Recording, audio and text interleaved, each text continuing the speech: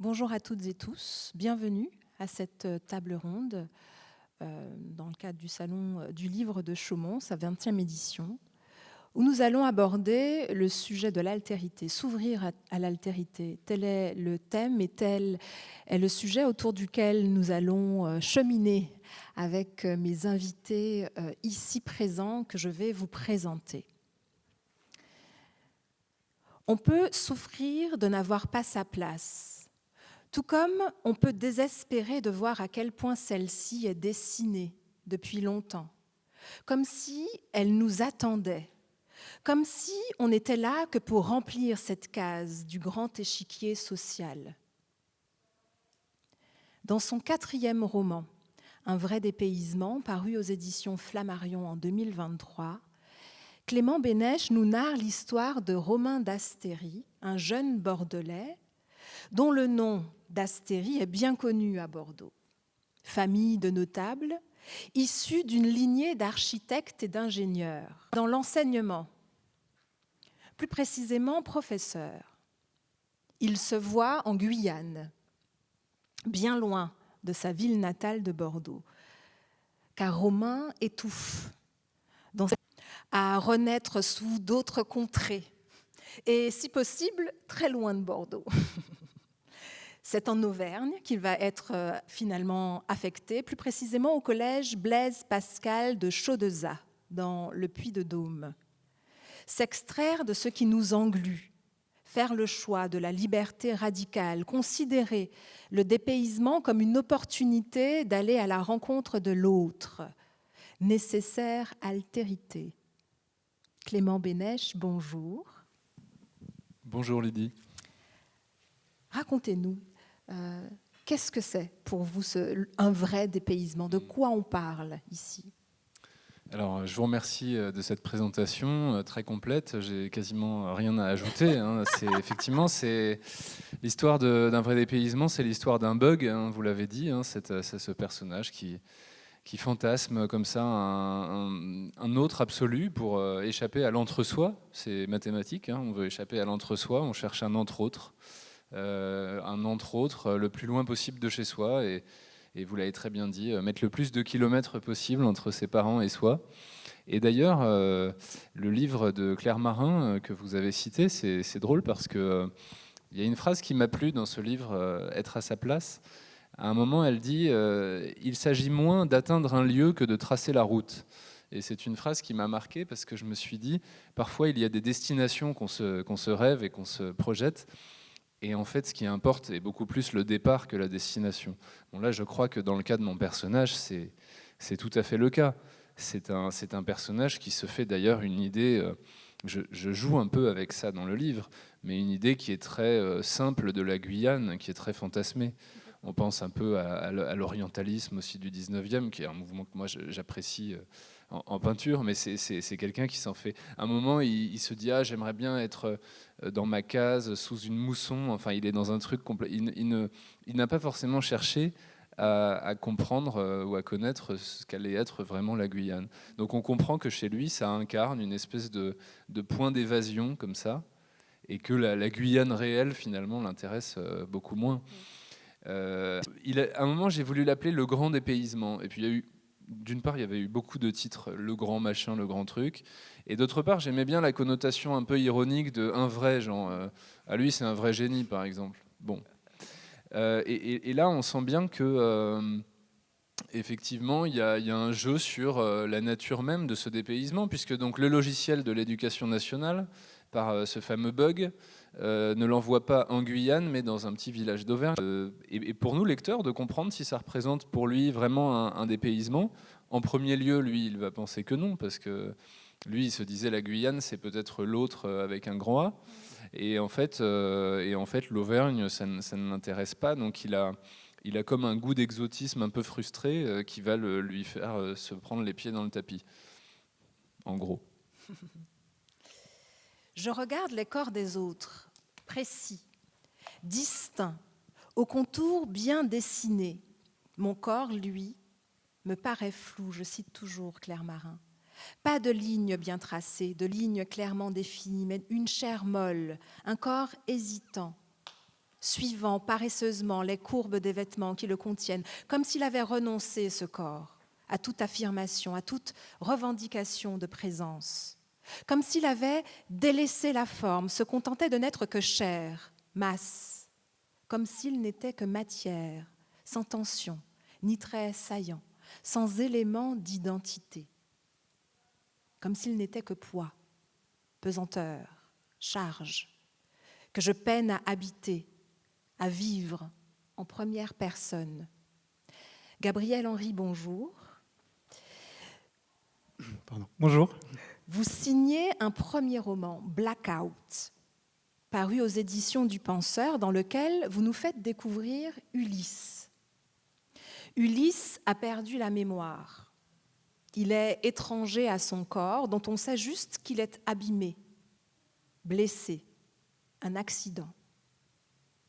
Nous découvrons donc Ulysse qui trouve refuge dans un village reculé de Mongolie, pays de son épouse. Nous découvrons cet homme, étranger à lui-même, qui, en se voyant, a davantage l'impression, dites-vous, de sculpter un étranger, un homme en quête de sa réalité. Comment expliquez-nous, là encore, Gabriel Henry, la genèse de ce roman, Blackout? Comment tout a commencé? Alors moi, je suis pas vraiment parti d'une idée particulière, mais plus tout simplement des impressions et des sentiments que les paysages, que le décor dans lequel j'ai placé mon histoire ont suscité chez moi quand j'ai moi-même arpenter les lieux dans lesquels j'ai décidé de placer cette histoire. Donc, je suis cette sorte de rencontre et de choc avec des paysages assez vertigineux. Il y a la notion du vertige est assez présente dans le livre. Et c'est vraiment à partir de ces lieux qui m'ont inspiré que j'ai ensuite voulu raconter une histoire avec un personnage donc, qui effectivement a perdu une partie de sa mémoire et donc a une identité aussi fragmentée du coup. Et qui se retrouve par un concours de circonstances qui lui échappe. Il ne sait pas vraiment ce qui lui est arrivé, mais il se retrouve en convalescence à l'autre bout de la Terre dans un petit village posé au bord des steppes mongoles. Et du coup, j'avais envie de creuser à la fois cette question de la mémoire et de du lien entre la mémoire de tout un chacun et de notre identité. Comme je le disais, le vertige que peut procurer à la fois le fait d'être dans des espaces qui sont vertigineux et qui sont dont on n'est pas forcément familier. Et puis, donc, pour parler aussi d'altérité, c'est l'idée d'un personnage qui du coup se retrouve, puisqu'il se retrouve dans ce village à la suite de tout des péripéties, un accident, etc. Donc de choses qu'il ne maîtrise pas. Il est loin de chez lui. Mais aussi parce qu'il est très troublé par ce qui lui est arrivé et le fait qu'il ne se souvienne pas et de ce qui lui est arrivé et aussi d'autres pans de sa vie plus ou moins anciens. Il y a aussi l'altérité lui-même vis-à-vis de lui-même. Et je souhaitais aussi creuser cette question-là et avoir un personnage comme ça qui était finalement profondément troublé. Profondément troublé.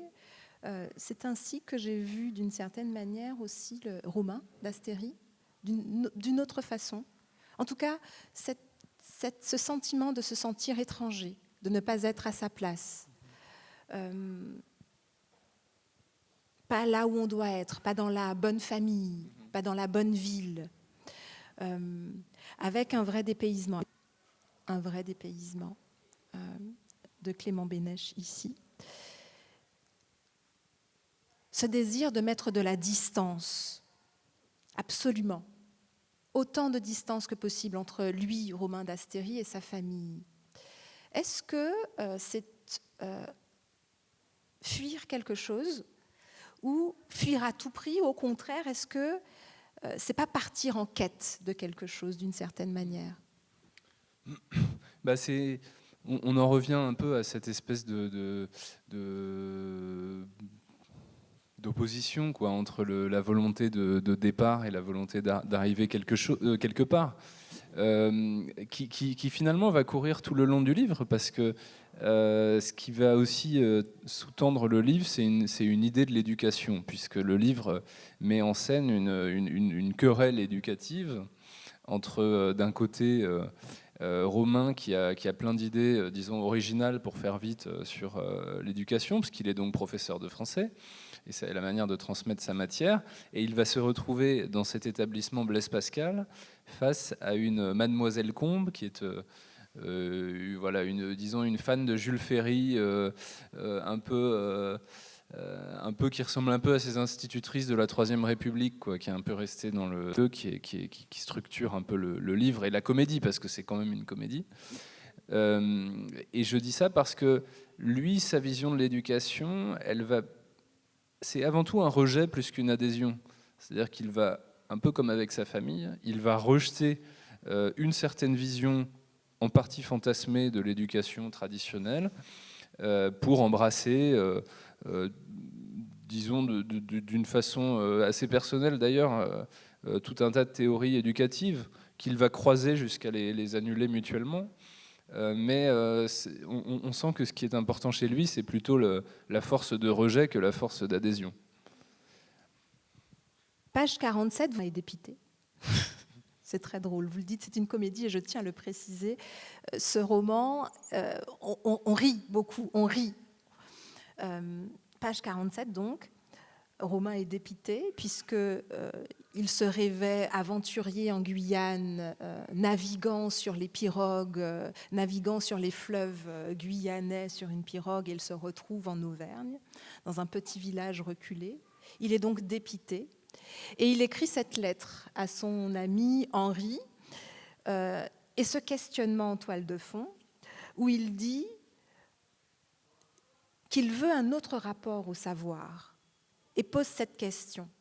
Et si l'école n'était pas tout à fait une affaire de savoir? Ça rejoint un peu cette question de la querelle pédagogique. Et si l'école n'était pas une affaire de savoir, que serait-elle? L'étymologie grecque de école, qui est skolé, qui veut dire le loisir en grec ancien. Donc, et lui, d'ailleurs, il va sans cesse essayer de ramener l'école à cette idée de loisir. Mais ce qui, pour moi, était comique, enfin, ce qui amène la comédie, c'est qu'il ne sait pas très bien ce qu'il veut. Il sait ce qu'il ne veut pas, en effet.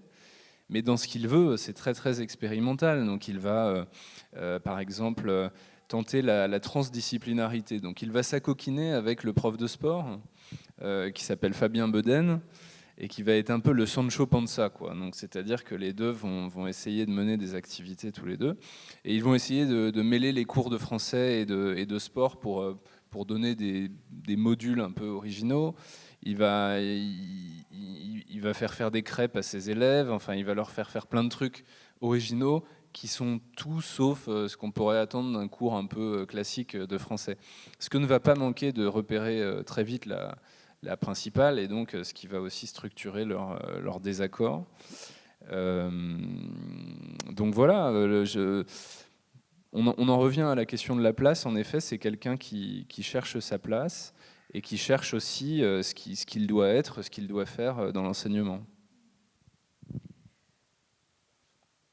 Un vrai dépaysement. Le dépaysement rêvé chez Clément d'Astéry, vécu ici par Ulysse.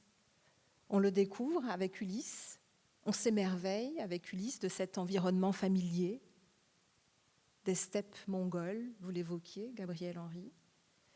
dans lequel il pose un premier regard, celui de l'émerveillement, celui de la découverte aussi, de la beauté des paysages.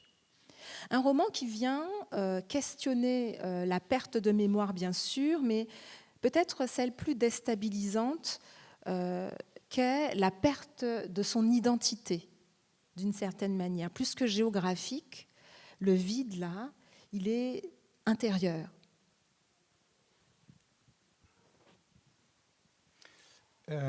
Oui. La perte de son identité, en fait, dans Blackout, c'est que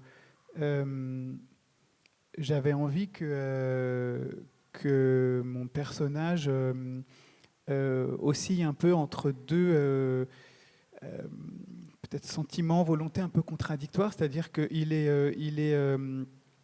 il est tout au long du récit, il a la tentation de se laisser aller aux événements et au cours des choses et à lâcher, comme on le dit, une succession de petites aventures minuscules dont il s'émerveille parce qu'il est justement dans un cadre qui n'est pas familier, qui est d'un certain point de vue, alors il y a le mot exotique d'un certain point de vue, et donc il y a ça, et peut-être en contradiction, et ça va se dessiner au fur et à mesure du récit, l'envie qui vient un peu en contradiction de cette envie de lâcher prise et de vivre simplement l'instant présent sans trop se poser de questions et sans trop interroger le passé ou ce qui a pu lui arriver.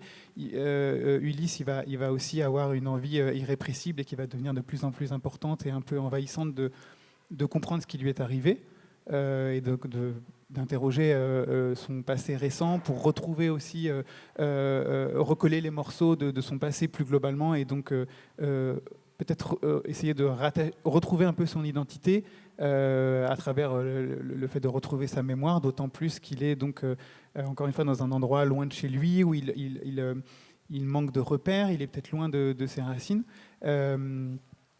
Et donc, c'est un peu le personnage tout au long du livre aussi, un peu entre ces deux envies, et donc avec un rapport un peu ambivalent vis-à-vis de son identité. Et je pense que le Ulysse, la première partie d'Ulysse qui veut un peu se laisser aller et lâcher prise, a peut-être aussi cette envie un peu utopique et un peu absurde peut-être, mais de se dire je n'essaie pas finalement de me souvenir du passé, de qui je suis, et je vais faire un petit peu comme si j'étais moi aussi du lieu où je me retrouve finalement.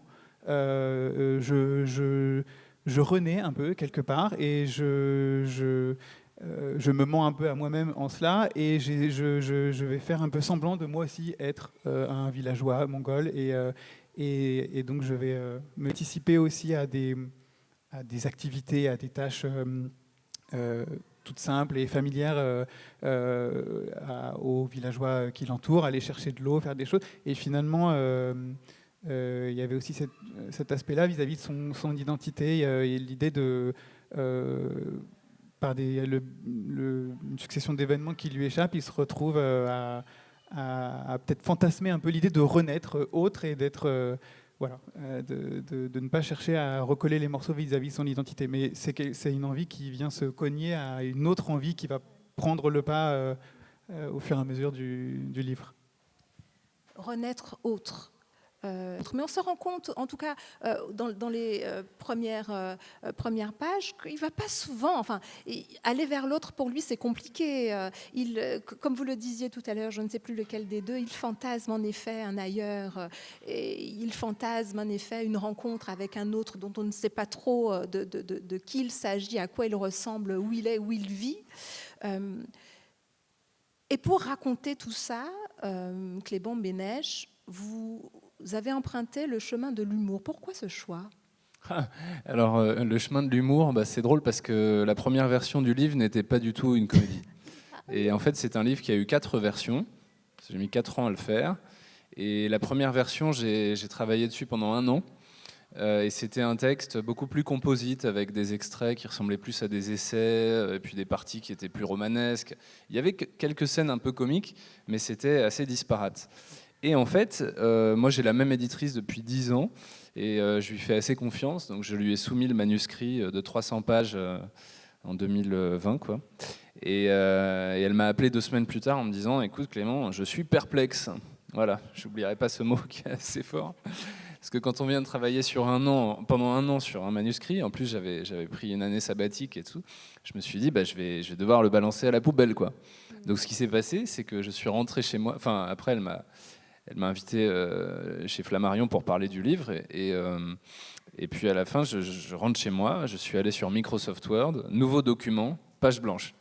Et donc après j'ai quand même repris des petites phrases ou des paragraphes à droite à gauche, mais par rapport à la V1, ce qui a été publié, il ne reste plus que 5% de cette version initiale. Donc en fait, j'ai écrit 2 livres et demi à peu près, parce qu'il y a eu V2, V3. Et il y a eu un moment entre la V2 et la V3 où je pataugeais. J'avais même arrêté, j'avais laissé le manuscrit pendant 3-4 mois. Mais j'avais quand même conservé ce personnage de Romain d'Astéry. Mais le livre a beaucoup évolué, c'est-à-dire que dans un premier temps, tout était personnage principal. Il y avait une première personne qui était un personnage extérieur. Et le ton était aussi différent. Et donc le livre a changé de nature au fur et à mesure. Et un peu entre la 2e et la 3e version, c'est un peu mon éditrice qui m'a donné la clé. J'étais comme le personnage du château de Kafka qui tourne autour du château là, sans trouver l'entrée. Elle m'a dit: mais en fait, ce que tu veux faire, c'est une comédie. Et c'est marrant parce que parfois, on a l'image un peu de l'écriture où c'est l'écrivain qui va, avec son intention souveraine, imposer quelque chose et tout. Et en fait, moi, je pense, justement, on parle d'altérité, je pense que la figure de l'autre, on a tendance parfois à l'oublier. Je pense que le lecteur, qui est le premier autre, c'est celui qui va actualiser le texte et faire que c'est une œuvre artistique et que c'est pas juste quelque chose qui flotte comme ça dans le cloud, dans l'interespace. Donc, et mon éditrice, c'est ma première lectrice, c'est ma figure de l'autre, c'est la personne qui renvoie la balle au tennis, au ping-pong, et c'est l'autre essentiel. C'est l'autre qui vous dit que vous avez un bout de salade coincé entre les dents, c'est la personne qui vous fait vous rendre compte de ce qu'il y a dans votre texte. Parce que nous, on ne peut pas se lire. Enfin, Gabriel, j'aimerais t'entendre là-dessus, mais moi je trouve qu'on n'est pas un bon lecteur de soi-même, parce que surtout dans la fiction, parce que dans la fiction, on veut quand même créer des effets. On veut que le lecteur tombe dans des pièges, qu'il y ait il y a plein de phénomènes avec la fiction, on pourrait en lister 1000, il y en a des phénomènes d'attachement, des phénomènes de... Bon. Donc ça, on ne peut pas le savoir en tant qu'auteur, parce qu'on retombe dans ses propres intentions quand on se relit. Évidemment, on se relit tout le temps, mais on voit ce qu'on veut faire, on ne sait pas ce qu'on a fait. Et donc c'est mon éditrice qui a incarné un peu ce mur, déjà du nom au début, et puis ensuite qui m'a amené à pousser le texte jusqu'à sa fin et la forme qu'il devait prendre en fait en fin de compte. Et ça a été la comédie.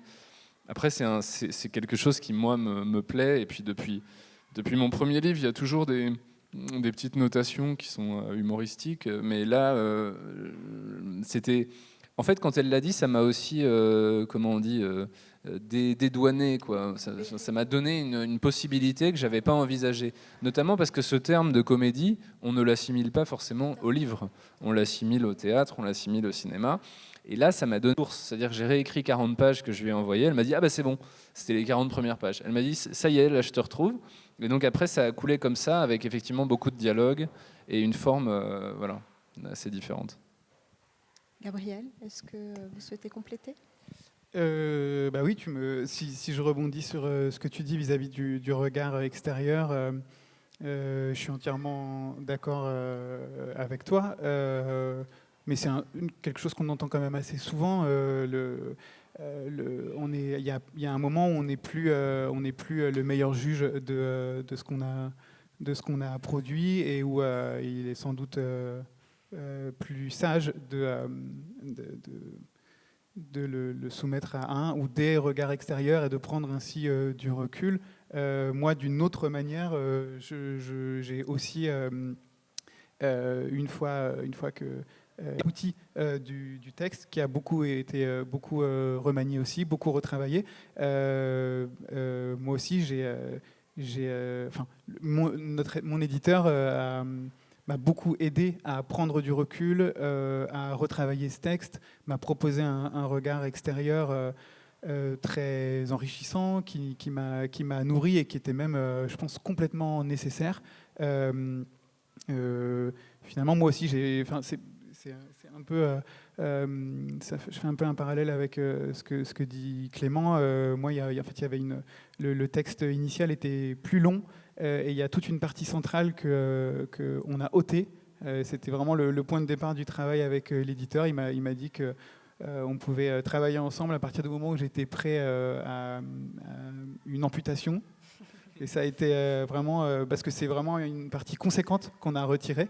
Donc il y a eu un gros travail et c'est quelque chose que, parce que ça ne fonctionnait pas, enfin cette partie ne fonctionnait pas, il y avait quelque chose, et je n'étais pas en mesure, je pense, de m'en rendre compte tout seul. Je ne l'aurais pas vu et le livre n'aurait pas été ce qu'il est aujourd'hui. Donc voilà, je rejoins ce que dit Clément vis-à-vis de ce regard extérieur.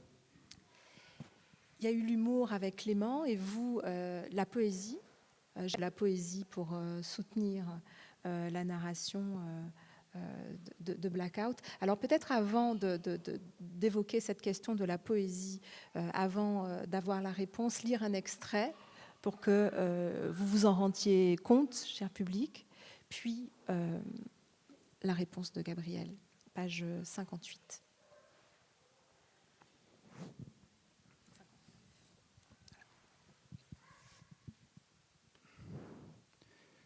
On dit que la nuit tombe, mais ici, elle monte, elle s'élève du sol.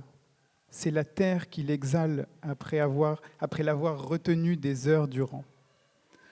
La nuit se répand comme une crue sombre qui avale couleur, forme et texture, qui recouvre peu à peu le visible, le fait disparaître, tandis que le ciel est caressé par d'ultimes radiations, de plus en plus ténues. Voilà comment le monde peut s'effacer. Le village a basculé. Ici et là, les carrés noirs découpés sur les façades jaunissent. Ces points de feu se déposent sur la nuit sans la troubler le moins du monde. Dérisoires petites étoiles qui ne brillent que pour les mortels. La scène est presque invisible. Ulysse, accoudé à la barrière, devine le mouvement régulier des mains aguerries en entendant le liquide sous pression jaillir et résonner contre les parois de plastique du seau. Soudain, le chat. Une apparition. Il s'en vient tranquillement, sûr de lui, ponctuel. Attiré par le lait, chercheur d'or blanc, il s'en pourlèche d'avance jusqu'aux moustaches, la frêle traînée de lumière qui s'étend depuis une fenêtre jusqu'à l'enclos. Il y a comme ça des personnages secondaires qui crèvent l'écran et la nuit. Ce que l'obscurité cache, c'est combien le chat est malingre et abîmé de partout, la gueule marquée, toujours l'air de sortir d'une bagarre, de revenir d'une odyssée, d'avoir passé au travers d'un entrelacs de ronces et d'une tempête de poussière. Ulysse se penche et avance la main vers le félin qui, sans ralentir, ni dévier de sa route, ni même tourner vers lui les deux éclats de lune qui lui servent Dieu, s'arrondit avec souplesse, juste qu'il faut pour éviter ce contact absurde, puis se retendre tout aussitôt, une fois passé. Le jeune homme se redresse et sourit. Il aime ce chat, il l'a aimé tout de suite, comme il aime, songe-t-il, chaque atome de ce village.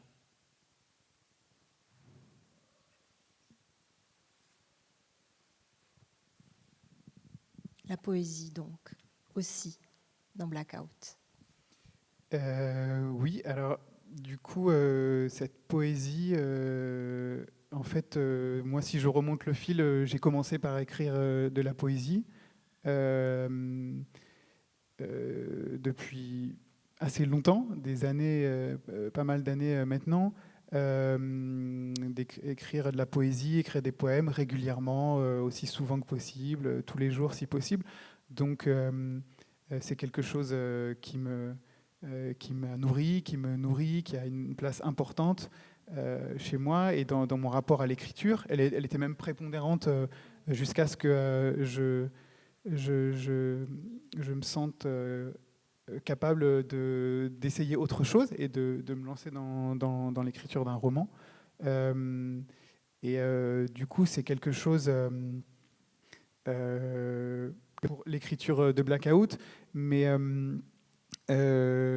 c'est quelque chose d'intéressant dans le sens où j'ai justement cette habitude d'écrire de la poésie et ce rapport à la poésie. On le retrouve dans le livre, visiblement, mais j'ai dû aussi un peu essayer de m'en défaire lorsque j'ai écrit Blackout, parce que justement j'avais cette habitude d'écrire de la poésie, ce rapport du coup particulier aux mots, au rythme, à la musique.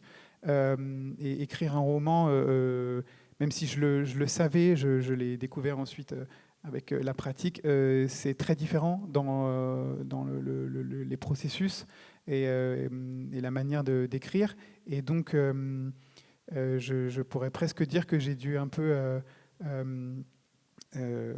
j'ai dû, oui, quelque part désapprendre, me défaire de certains réflexes, de certaines habitudes, apprendre à écrire différemment et à ne pas vouloir justement faire de la poésie à chaque phrase sur des centaines de pages.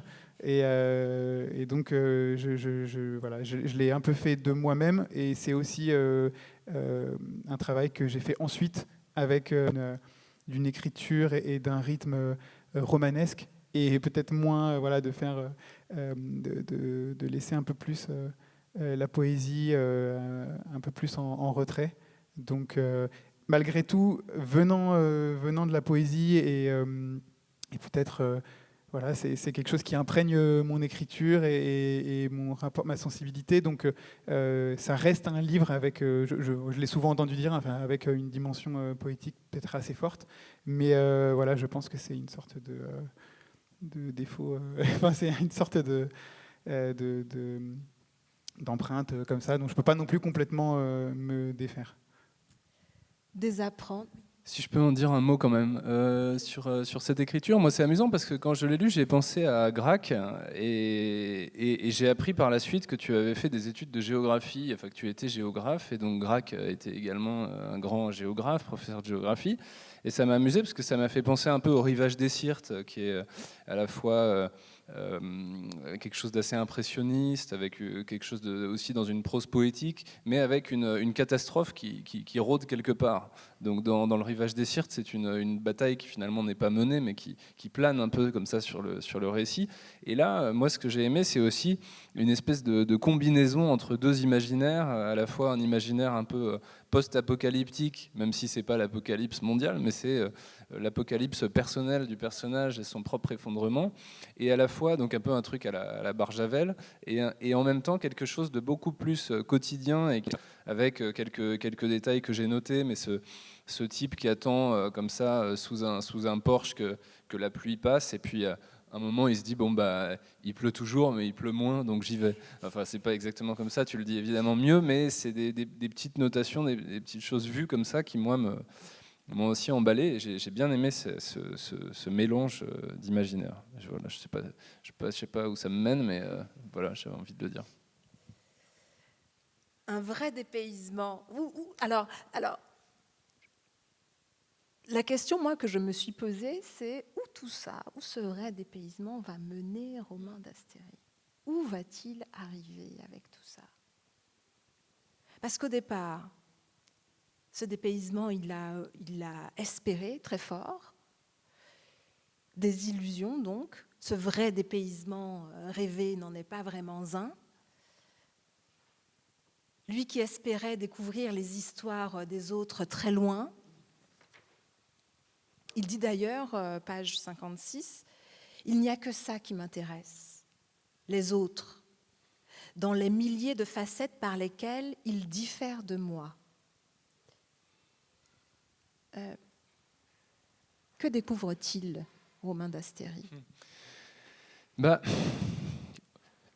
Je peux pas non plus, alors je peux pas trop déflorer le livre, mais c'est vrai que la clé du livre est quand même dans la dernière phrase, puisque la dernière phrase nous montre, sans dire exactement, mais que ce livre raconte la trajectoire aussi d'une réconciliation avec soi-même.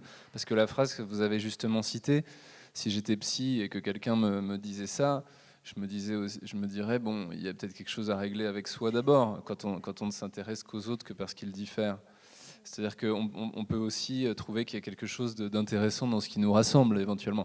Mais c'est vrai que là, vous mettez le doigt sur effectivement le cœur du livre, et je trouve que la question de l'altérité est intéressante, parce qu'à la fois, dans le livre de Gabriel, il s'agit de revoir le monde comme neuf alors qu'on le connaissait déjà. Mais donc, il nous est perçu comme autre. On le perçoit comme autre. Et ça montre quelque chose de très intéressant pour moi sur l'altérité, c'est qu'au fond, l'altérité, c'est une opération mentale. Ce n'est pas une faculté intrinsèque comme le fait d'être brun ou d'être O négatif, c'est quelque chose de relatif et non d'absolu. Alors, c'est évident, mais c'est pourtant ce que va découvrir Romain, puisqu'il va découvrir que lui-même est l'autre d'un autre. Et que s'ils arrivaient à changer de regard, peut-être que ces testés auraient quelque chose à lui apprendre. Et c'est un peu ça qui se passe avec les Auvergnats, c'est qu'ils se disent, bon, bah, les Auvergnats, ils sont bien sympas, mais bon. Et finalement, peut-être grâce à l'Aligot et au Bleu d'Auvergne, en fait, peu à peu, il se fait apprivoiser, il apprivoise l'Auvergne. Mais ça nous emmène quand même vers quelque chose qui est un peu le cœur du réacteur du livre, qui est ce personnage de Jeanne Popescu, qui est une de ses élèves de 4e. Et là, c'est-à-dire que Romain, à un moment, il y a un détail, c'est qu'on voit que sur son téléphone, il est à l'heure de Cayenne, il est à l'heure guyanaise. Et donc il y a quelqu'un qui lui fait remarquer, qui lui dit, mais ton téléphone n'est pas du tout à l'heure. Il dit, non, mais tu peux pas comprendre. Et en fait, on comprend que mentalement, c'est d'ailleurs ce que lui dit à un moment la directrice, elle lui dit, moi, j'ai pas envie de quelqu'un qui a les pieds en Auvergne et la tête en Guyane, en gros. C'est un peu ça. Et en fait, il va avoir ce désir d'exotisme qui est totalement naïf, même il a quelque chose de beau aussi, mais lui le vit un peu naïvement. Et ce désir d'exotisme, il va le projeter sur une de ses élèves de cours qui s'appelle Jeanne Popescu. Et donc Jeanne Popescu, elle a en effet un nom qui est exotique puisqu'il est roumain. En même temps, elle est née à Clermont-Ferrand. Mais lui, il prend qu'une moitié de l'info, c'est-à-dire qu'il s'intéresse au côté Popescu et pas tellement au côté Jeanne. Donc ça nous montre un peu, je trouve, les mirages. Et c'est ça qui m'intéresse, un peu le côté double de l'altérité et son côté un peu pervers. C'est que parfois, quand on l'aime pour elle-même, eh bien, on demande à l'autre d'être autre. Mais parfois, l'autre, il n'a pas envie. Et en l'occurrence, cette jeune fille qui s'appelle Jeanne Popescu, il se trouve que son père est né en Roumanie, mais c'est une jeune fille qui, en plus, est à un âge où on n'a pas forcément envie d'être sorti de... Parce que lui, par une bienveillance qui est un peu dévoyée, il va lui dire « Ah, mais c'est super, vous allez nous apporter des pâtisseries roumaines, vous allez nous apprendre des choses sur la Roumanie. » Mais elle-même, elle ne connaît pas grand-chose, parce que c'est un héritage que son père a choisi de ne pas forcément lui transmettre. Donc lui, il va mettre un peu les pieds dans le plat, il va être un peu lourdingue, et ça va l'emmener, en effet, dans une des péripéties du livre que je ne vais pas dévoiler. Voilà. J'aimerais quand même qu'on s'arrête un peu sur Ulysse et sur ce choix de prénom. Dans l'Iliade d'Homère, chaque jour est un jour nouveau pour les héros qui n'envisagent pas le temps comme une projection dans l'avenir. L'Odyssée, en revanche, chante un retour et s'inscrit dans une temporalité précise. Ulysse apparaît alors comme le héros d'une épopée de l'absence, de la perte, du retard. Personne, ruse, bien sûr, dans ce cas précis. Réalité, pourtant, dans Blackout. Pourquoi ce choix de prénom Ulysse, Gabriel? Alors, je souris parce que, en fait, au tout départ, il n'y avait pas du tout cette intention de relier le personnage à l'Odyssée et à un Ulysse plus illustre. J'ai essayé d'écrire avec plusieurs prénoms et très simplement celui-ci me plaisait davantage que d'autres et parfois on a ce sentiment un peu très instinctif que c'est celui-là et donc voilà, c'est un prénom qui me plaisait et donc je l'ai choisi pour ça d'abord et c'est bon, après ça m'interroge un peu sur l'inconscient parce que ensuite je me suis rendu compte qu'il y avait quand même un écho certain avec l'Ulysse de l'Odyssée. Donc oui, je pense même qu'il y avait très probablement quelque chose auquel j'avais pas pensé au tout départ. Et en m'en rendant compte après, ça m'a du coup convenu et d'autant plus conforté dans l'idée que j'avais fait un bon choix. Et après, j'ai pas voulu finalement creuser non plus trop loin cette sorte de lien de parenté. Je voulais que ça reste. Je pense que rien que le prénom lui-même, ça reste une sorte d'écho et un clin d'œil qui se suffit à lui-même. Et à la lecture du livre, je pense qu'on peut faire aisément. Le lecteur peut trouver assez facilement ce lien et cet écho avec ce personnage, même s'ils sont très loin l'un de l'autre, mais voilà, avec l'Ulysse contemporain qui est perdu au milieu des steppes. Et voilà, mais c'est pas... Voilà. J'aimerais quand même, dans ce fait d'avoir conscience des choses ou d'aborder des thématiques particulières, qu'on s'arrête, Clément Bénèche, vous en aviez parlé tout à l'heure, mais qu'on s'y arrête un petit peu, sur la question de la querelle pédagogique. J'aimerais, pour le coup, qu'on prenne le temps de l'évoquer, mais pour ça peut-être d'abord celui d'une expérience de l'école d'antan, en tout cas d'une approche particulière de ce que pouvait être l'école à l'époque, avec cet extrait donc, page 159 à 162. Oui, alors là, donc, nous sommes à Chaudza, un village fictif du Puy-de-Dôme. Et donc, Mademoiselle Combe, cette nostalgique de Ferry, se réjouit parce que Romain débarque en fait l'année des 100 ans de ce collège. Et donc, elle reconstitue le temps d'une journée l'école un peu 1900, comme on dit parfois.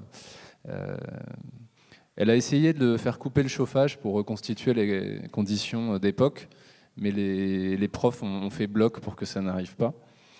Moyennant quoi, Mademoiselle Combe avait préparé une dictée.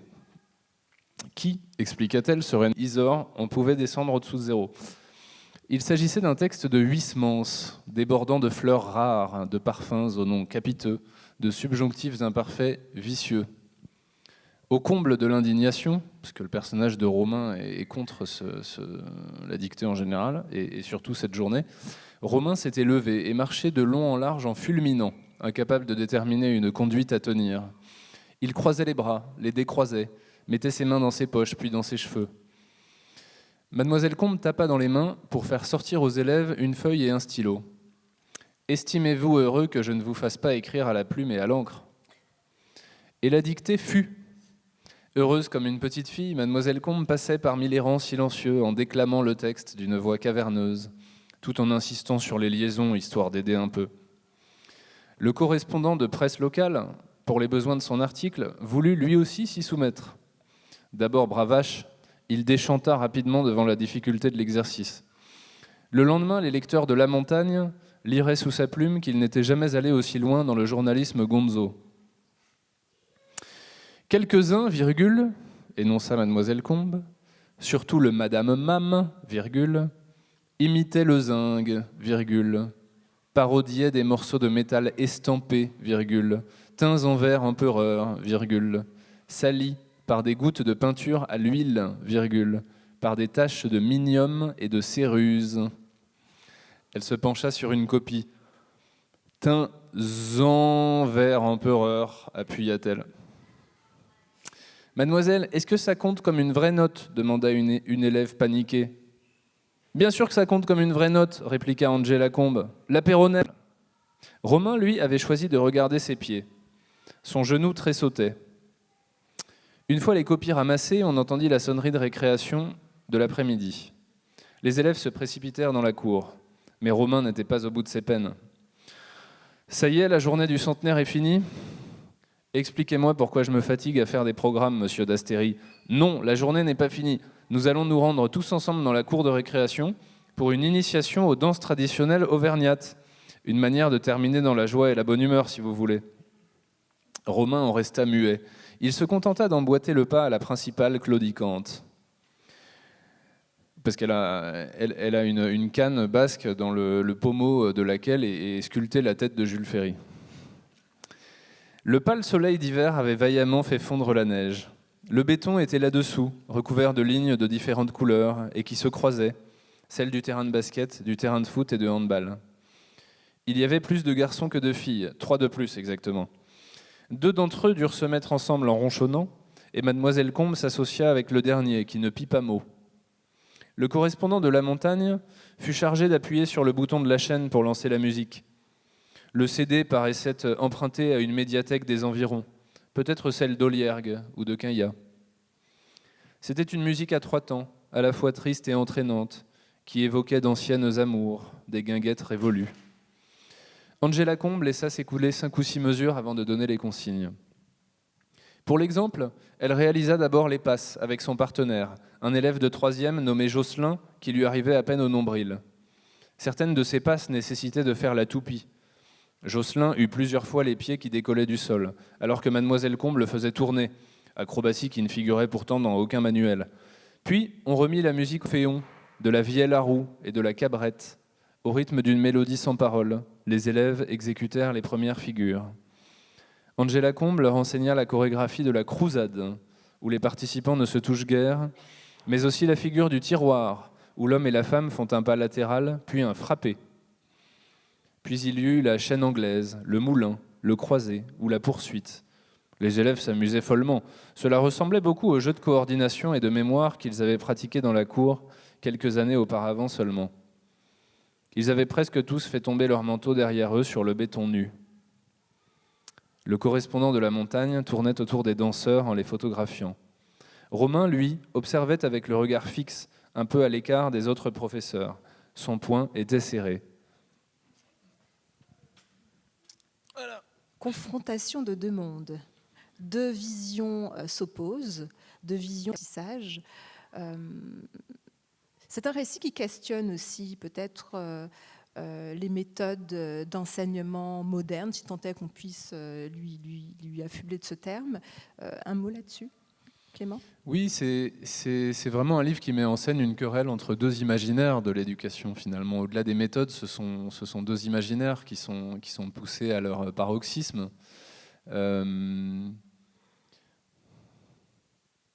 Ce qui moi, m'amusait, en fait, il y a aussi des choses qui découlent du genre qu'on a choisi, du genre littéraire qu'on a choisi. Il se trouve que moi, j'ai pris le parti d'écrire une comédie.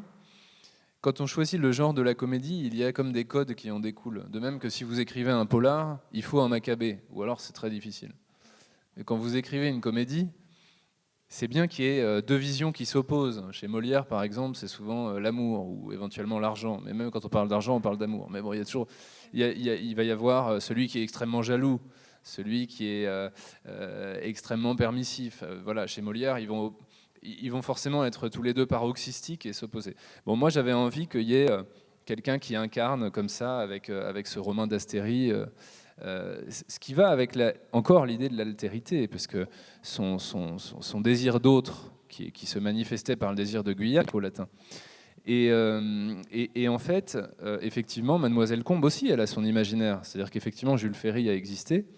Et en même temps, ce qu'on fait aujourd'hui, sans doute, de l'éducation de la Troisième République, c'est en partie fantasmé. Et c'est très bien. Et lui-même fantasme aussi ce que peut être l'expérimentation pédagogique. Il s'en mêle un peu les pinceaux, parce qu'il va mêler des choses qui sont un peu contradictoires. Par exemple, il va vouloir emmener ses élèves un peu en classe verte ou en école en plein air, quoi. Sauf que lui est un citadin et que ses élèves connaissent bien mieux en fait les environs que lui, donc c'est eux qui vont lui apprendre les oiseaux et puis les plantes, etc. Et lui-même, il voudrait mêler ça avec l'idée de maître ignorant un peu de Jacques Rancière, sauf qu'en fait, il se rend compte que confronté vraiment à la chose, en fait, il est vexé que ses élèves en savent beaucoup plus. Donc c'est là que le truc finit en eau de boudin. Donc il veut mêler pas mal de choses expérimentales, et c'est ça qui fait aussi la comédie. Peut-être, merci Clément pour cette précision, peut-être avant, parce qu'on arrive, l'heure tourne, on arrive à la fin de cet échange, mais peut-être juste avant. On n'a pas pris la peine de le faire tout à l'heure, mais je trouve ça intéressant, puisque plusieurs personnes m'en ont indiqué l'envie. Peut-être un petit temps, chers tous, de questions, si vous en avez, à Clément ou à Gabriel ici présent.